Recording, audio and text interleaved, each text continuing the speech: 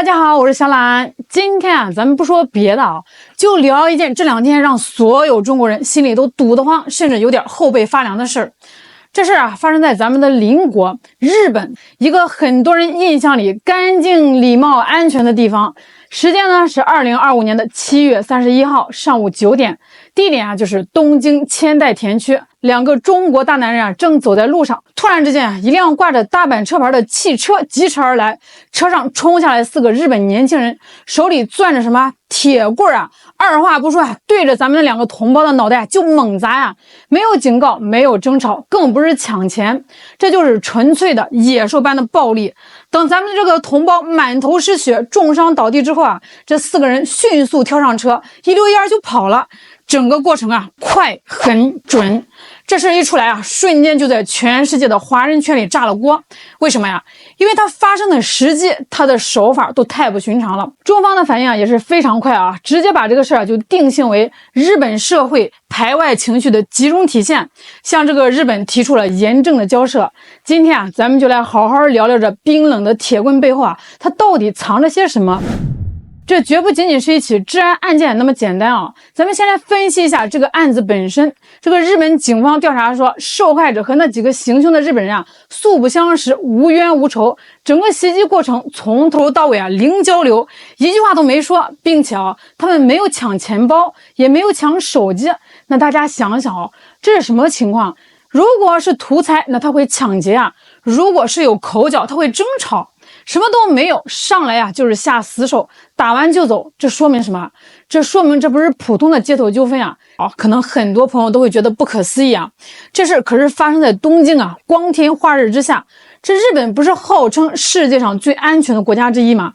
很多人都去旅游，觉得这个日本人是彬彬有礼。他一根铁棍把我们很多人对日本的安全滤镜给打得粉碎。我们必须承认一个事实啊，那就是近年来日本社会内部的排外情绪啊，尤其是仇华情绪，正在像病毒一样蔓延。这个不是我瞎说啊，有这个数据支撑啊。日本内阁府就是他们自己的政府机构做过调查，30岁以下的日本年轻人有超过30%的人啊，明确表示对外国人感到不安或者排斥。这个数字呢，比5年前上升了整整8个百分点。这年轻人啊，本该是思想最开放的一代，但是现在啊，却成了排外情绪增长最快的群体，这是个非常危险的信号。那这种情绪哪里来的？一方面是日本经济长期不景气啊，很多年轻人就找不到好工作，生活压力大，就容易把这个怨气撒在外来者身上。另一方面也是最重要的，就是日本急就义势力的煽动。日本政府又干了一件让人万分恶心的事儿。截至7月13日，日本防卫厅已向全国约2400所小学寄送了约6100份儿童版防卫白皮书。国防政策本来是大人之间的事儿，非得将啥事儿不懂的天真小孩也扯进来。日本政府不仅坏，而且还缺德。日本2025年防卫白皮书是5月底曝光的，里面明确指出，中国、俄罗斯、朝鲜是日本最大的安全挑战，叫嚣着要全面加强日本军力，叫嚣着台湾有事儿就是日本有事儿，极力鼓吹只有强军才能保卫日本。中国政府坚决反对这份白皮书，也通过外交渠道进行了严厉驳斥。但万万没想到，日本政府这次又刷新了下限，竟然直接将防卫白皮书下发到了小学生手里，还美其名曰帮助孩子理解国家安全形势。毫无疑问，这种行为就是明目张胆的给孩子们搞军国主义洗脑，输入敌我思维，输入战争逻辑，培养日本孩子的反华思想。近些年，日本政坛上冒出来很多妖魔鬼怪，比如一个叫日本参政党的组织，他们的口号就是日本优先，天天在这个网上啊，在这个街头宣扬外国人抢了我们的工作，中国是日本的威胁这种论调。他们利用民粹主义的浪潮收割选票，把社会上那种潜藏的不满和仇恨啊，全都挑逗起来，变成了明面上的攻击性。当政治家们都在煽动仇恨的时候啊，街头出现这个暴力啊，那只是时间问题啊。对于成千上万在日工作、学习、生活的华人来说，这次事件啊，无疑是一次信任的崩塌。这不是个案了啊，这是一连串事件的顶点。咱们数数看啊，就在过去1年，6月份有中国游客在京都被日本人莫名其妙的砍伤；7月份啊，有中国球迷在球场外仅仅因为支持的球队赢了，就被日本球迷啊打到骨折。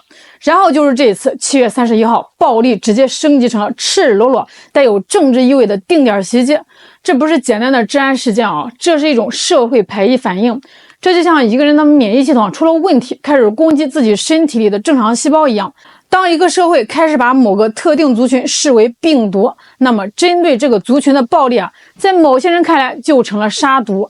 更让人心寒的是什么？是日本社会某些群体的反应事发后，很多日本主流的媒体在报道的时候，居然刻意回避受害者的国籍，只是说2个男性遭到袭击。为什么要回避他们心里面清楚一旦点名是中国人这事儿的性质就全变了，就不再是治安问题了，而是政治问题，是历史问题。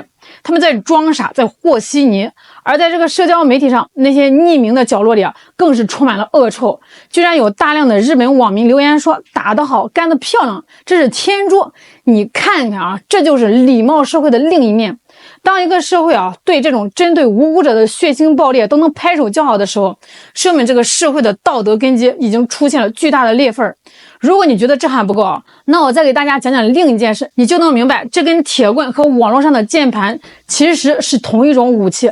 最近咱们中国上映了一部电影叫《南京照相馆》，反映的是侵华战争的罪行。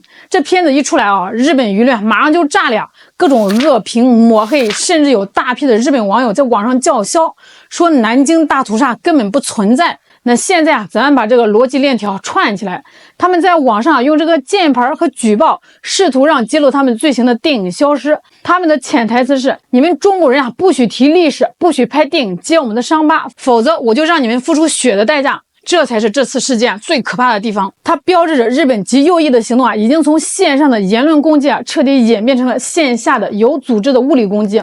那事情发生后咱们外交部第一时间就向日方提出了严正交涉，要求他们赶紧抓人，并且要切实保护在日中国公民的安全。这是国家层面的态度，必须强硬。但是咱们心里面也得清楚这种带着民族、政治、历史情绪的街头暴力靠一次破案是解决不了根本问题的。今天抓了这4个，明天可能还有8个。只要这个日本政府不能从根子上去约束那些右翼言论，不去教育他们的国民尊重历史、尊重多元文化，那类似的事件就有可能还会发生。当然了，我们也不能因为这几个渣渣把全体日本人一棒子打死。那我们身边肯定也是有善良的、友好的日本朋友。如果呢，我们也变得跟那些极端分子一样，搞无差别的仇恨，那我们就输了，我们就变成了我们最讨厌的样子。我们呢，也不能对这种反华势力的袭击保持沉默和退让。沉默呢，只会是换来他们更嚣张的暴力。以前呢，有位学者形容日本文化说了8个字我觉得特别经典：知小礼而无大义，拘小节而无大德。意思就是说他们表面上是很注重一些小的礼节，比如什么鞠躬啦、道歉啦，不给别人添麻烦，但是涉及到大是大非、历史正义的时候就含糊不清，甚至颠倒黑白。今天在这场东京街头的铁棍袭击背后我们看到的就是这种礼貌社会下隐藏的危险裂缝。一边呢是商场里90度鞠躬的服务员，另一边是街头对着同胞头颅挥舞的铁棍。当政治上的极端主义和历史上的修正主义联合煽动起民族情绪，暴力就不再是偶然了，而可能成为一种有组织的常态。这一次我们不会忘记7月31号，这根铁棍不仅是打在同胞的身上，也打在了每一个中国人的心上。它提醒我们和平和安宁从来都不是理所当然的，忘记历史就意味着背叛，更意味着危险。好了，今天就给大家聊到这儿了，心情有点沉重但是有些话我们必须得说。感谢各位的收看，我是小懒，我们下期再见。